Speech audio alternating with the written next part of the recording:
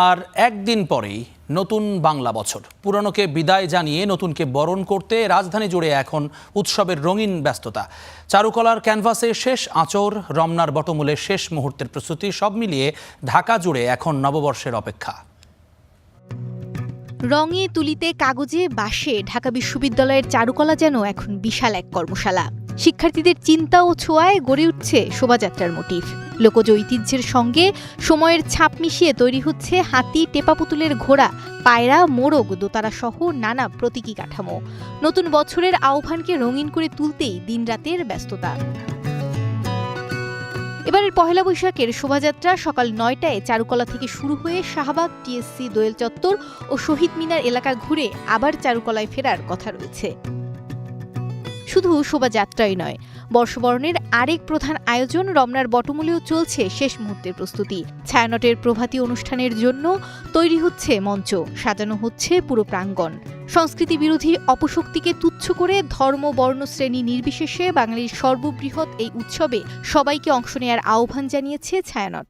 শঙ্কাহীনভাবে গান গাইতে চাই, অভয় মনে গান গাইতে চাই। সংখ্যা থাকলেও আছি, না থাকলেও আমরা গাইবই। আমাদের ভবন আক্রান্ত হয়েছে, আমরা এক সপ্তাহের মধ্যে উঠে দাঁড়িয়েছি এবং আমরা যখন সংহতি সমাবেশ করেছি, আমাদের যে সকলের মধ্যে যে জনসমুদ্র তৈরি হয়েছিল, আমরা মনে করি আমাদের শক্তিটা সেখানেই।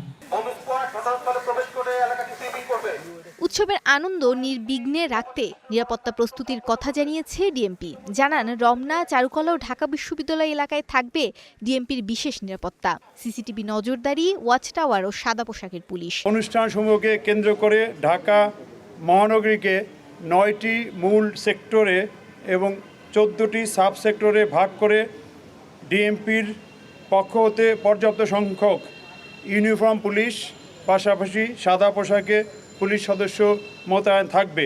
তেমন হুমকি নাই, তবে আমাদের জোর প্রস্তুতি আছে যে কোনো পরিস্থিতি মোকাবেলা করার জন্য।